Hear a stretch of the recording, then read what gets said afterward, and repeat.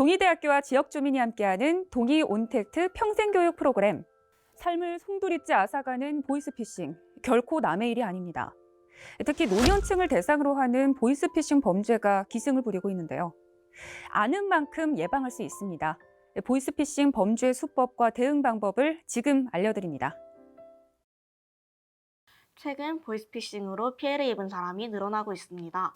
피해 대상은 주부, 직장인은 물론 대학생부터 노년층까지 남녀노소를 가리지 않고 확대되고 있는 추세이고 사기의 수법을 교묘하게 진화되고 있어서 많은 사람들이 피해를 입고 있는 상황입니다. 특히 인터넷과 스마트폰 등이 익숙하지 않은 분들은 복잡해져가는 피싱의 수법들로부터 더욱 조심해야 되는 상황인데요. 자칫 방심하면 누구나 당할 수 있는 보이스피싱의 다양한 수법들을 지금부터 몇 가지 상황들을 통해서 알아보도록 하겠습니다.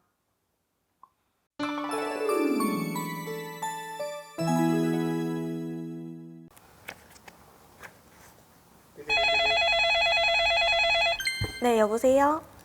네, 안녕하십니까. 저는 중앙지방검찰청 정재영 검사입니다. 지금 전화 받으신 분 성유경 씨 맞으시죠? 네, 맞는데 무슨 일이신가요? 저희 보이스피싱 범죄 수사 중 성유경 씨 명의로 신용카드가 발급된 사실을 저희가 발견했습니다. 혹시 최근에 신용카드를 발급하셨나요? 아니요, 저는 그런 적 없는 것 같은데요. 그렇다면 범죄단체에서 성유경 씨 명의를 도용해서 대포통장과 카드를 발급한 것으로 보입니다. 지금 조치를 취하지 않으시면 범죄에 연루되어 경찰 조사를 받아야 하거나 기존에 사용하던 모든 금융거래가 정지될 수 있습니다. 그럼 제가 어떻게 해야 되나요? 일단 지금 근처에 있는 현금 지급기로 가셔서 계좌에 있는 모든 금액을 인출한 뒤 해당 통장과 인감을 함께 보관하시면 됩니다. 전화는 끊지 마시고 근처 현금 지급기가 어디에 있는지 알려주시면 저희 수사관이 바로 동행해서 안전하게 보호해드리겠습니다. 지금 제때로 대처하지 않으시면 범죄에 연루되어 모든 계좌가 사용 불가할 수 있습니다. 저희만 믿고 따라와 주시면 아무 문제 없이 해결될 겁니다. 다 하신 뒤에는 저희가 신고 절차를 알려드리겠습니다. 좁은 방 안, 책상에 앉아 있는 사람들이 바쁘게 통화를 합니다. 중국 현지의 보이스피싱 콜센터입니다. 조직폭력배 30대 A씨는 자신의 친지와 동료들을 불러 모아 중국 수저우 등 8곳에 콜센터 6곳을 차렸습니다. 팀장과 전화 상담, 대포통장 모집책 등으로 역할을 나눠 움직였는데 상담원들은 자신을 검찰 수사관이나 검사라고 소개했고 일단은 제 소개를 먼저 할게요. 저는 서울중앙지검에 소속이 되어 있고요. 첨단 범죄 수사 1팀에 근무 중인 팀장 정진용 검사라고 해요. 안녕하세요. 피해자 명의의 계좌가 사기 범죄에 연루됐다며 금융감독원 안전계좌라고 속인 대포통장을 이용해 돈을 가로챘습니다.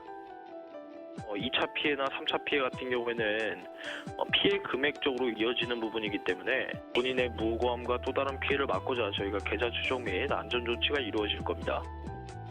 금융기관을 사칭해 저금리 대환대출을 해주겠다고 속이는 등 피해자만 300여 명, 피해 금액도 100억 원에 달합니다. 지난 1월에는 전북 순창에서 20대 취업준비생 김모 씨가 보이스피싱에 시달리다 스스로 목숨을 끊었는데 이때 김민수 검사를 사칭해 전화를 걸었던 상담원도 이 조직원이었습니다. 경찰은 해당 보이스피싱 조직원과 인출책 등 93명을 붙잡아 조직원 26명을 구속하고 나머지 일당 30명에 대해서는 인터폴에 적색 수배를 요청하는 한편 검사를 사칭한 조직원을 뒤쫓고 있습니다. 네, 누구나 한 번씩은 받아봤던 공공기관을 사칭한 전화입니다. 그런데 검찰청이나 경찰청 그리고 무슨 위원회 같은 공공기관은 절대 전화를 통해서 조사나 수사를 하지 않습니다. 그러니까 이런 전화를 받으시면 전화 건 사람의 소속과 이름을 확인하고 바로 전화를 끊으십시오. 그 다음 실제 검찰청과 경찰청에 전화를 해서 사실관계를 확인하실 필요가 있습니다. 간혹 전화를 끊지 못하게 계속 붙잡는 경우가 있는데 그때도 과감하게 끊으십시오. 만약에 진짜 검찰, 경찰 위원회라면 연락이 다시 올 겁니다.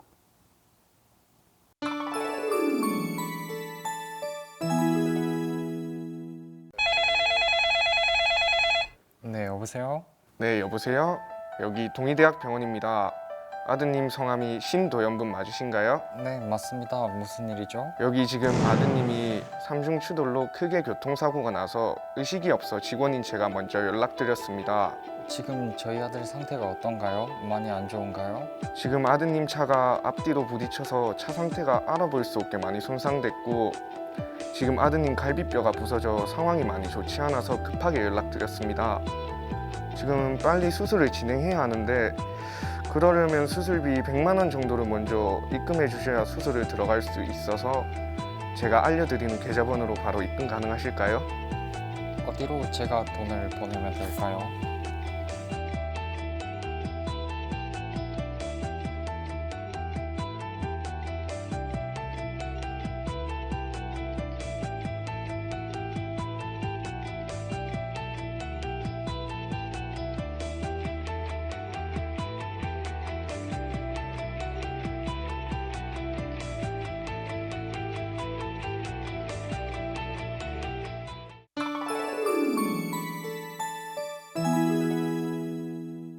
자식이 큰 사고가 났다고 하면 누구나 굉장히 당황스러워집니다.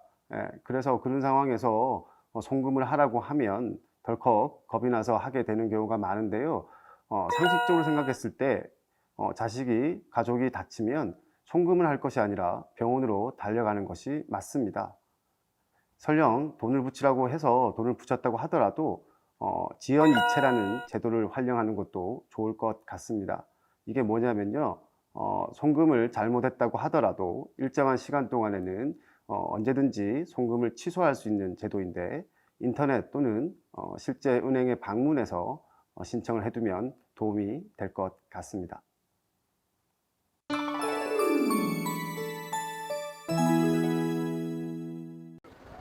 아유, 요즘 날씨가 덥네. 코로나 때문에 마스크도 계속 껴야 되고 답답하구만. 아유, 할머니 또 문자질이요. 무슨 일이고? 코로나 재난지원금 돈 준다는 소리 아니요. 이건 빨리 해야지. 요즘 코로나 재난지원금 때문에 난리던데. 아휴, 빨리 신청해서 우리 손주 만난 거 사줘야지. 간단하게 개인정보만 쓰면 되는구먼. 일단은 전화번호만 쓰고 주민등록번호, 주소, 통장 비밀번호만 쓰면 되는구만. 금방 하겠네. 여보세요, 손주. 할아버지가 재난지원금 나오면 맛있는 거 사줄게요.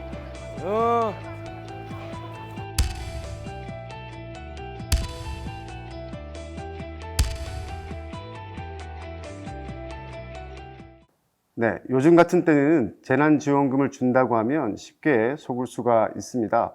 그렇지만 문자로 이런 것들이 날라왔을 때 바로 급하게 누르지 마시고 한국인터넷진흥원 전화번호는 118번인데요. 여기에 연락을 해서 실제 사실이 맞는지 확인하는 것이 먼저일 것 같습니다. 재난지원금 같이 이런 것들은 당연히 받을 수 있는 거기 때문에 문자를 받자마자 누른다고 받을 수 있고 나중에 누른다고 받을 수 없는 게 아니죠. 그러니까 사실관계를 확인한 다음에 일을 진행하시길 바랍니다.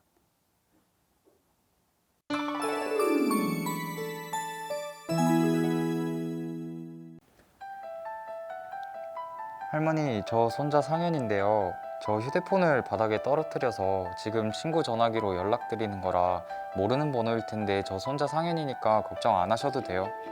할머니, 그런데 부탁 하나만 해도 될까요?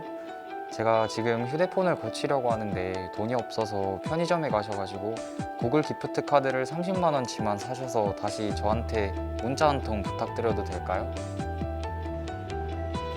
안녕하십니까. 오빠들 오셨나요? 학생 혹시 기프트 카드 여기 있는데 일정 드리면 될까요?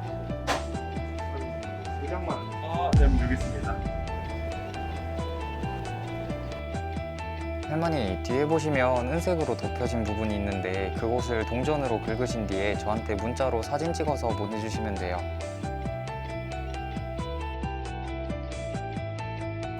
부산경찰청은 지난해 사이버 범죄가 모두 2만 5천여 건이 발생해 2019년 1만 7천여 건에 비해 48%나 증가했다고 밝혔습니다. 이 가운데 비대면 범죄인 피싱 사기가 약 54% 늘었는데 주로 자녀를 사칭해 부모님에게 중고 거래나 상품권을 대납하도록 유도하는 수법이 많았습니다. 또 원격 제어 앱을 휴대전화에 깔게 한 뒤 예금 인출과 카드 결제를 하는 신종 수법도 활개를 치고 있어 주의가 필요합니다. 기프트 카드, 상품권 같은 건데요. 손자한테 전화를 받으시면 굉장히 반가운 마음에 그 내용이 사실인지 아닌지 확인하기 어려운 경우가 많이 있습니다. 그렇지만 이런 경우에도 걸려온 전화번호 말고 원래 가지고 있는 손자의 전화번호라든지 아니면 다른 가족들의 전화번호를 통해서 그러한 사실이 맞는지 확인하는 것이 더 중요할 것 같습니다.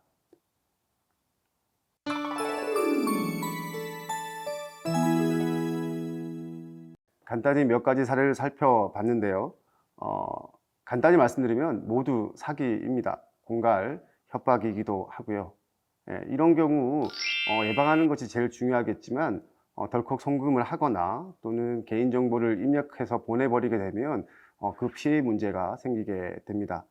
이런 경우에 가장 먼저 하실 일은 경찰 112로 전화하는 것이 제일 먼저겠고요. 신고한 다음에는 거래하시는 은행에다가 또 연락을 해서 지급을 정지시키도록 하는 것이 필요합니다. 그 다음에 파출소나 지구대 말고 경찰서로 가셔서 좀 전에 신고한 내용들을 얘기하시면 그와 관련되어 있는 여러 가지 확인 서류를 줄 겁니다. 그 서류를 가지고 2주, 14일 안에 거래하는 은행에 가셔서 신고를 하시면 약 2개월 안에 피해액을 모두 돌려받으실 수 있을 것 같습니다. 그런데 이렇게 문제가 생기고 난 다음에 처리도 중요하겠지만 역시 예방이 중요한데요. 몇 가지 우리가 오늘 봤던 부분들을 정리해 보면 첫 번째는 검찰이나 경찰은 절대 전화로 조사나 수사하지 않는다는 것. 그리고 가족이 다쳤을 경우에는 은행에서 송금을 하는 것보다 계좌이체를 하는 것보다 먼저 빨리 병원으로 달려가는 것이 상식이라는 것. 그리고 문자라든지 인터넷 링크를 받았을 때는 당장 누르지 않아도 되는 것이기 때문에 사실관계를 확인할 필요가 있다는 것. 이 정도로 정리할 수가 있겠습니다. 도움이 되었길 바라며 지금까지 동의대학교 법학과의 류성진 교수였습니다. 고맙습니다.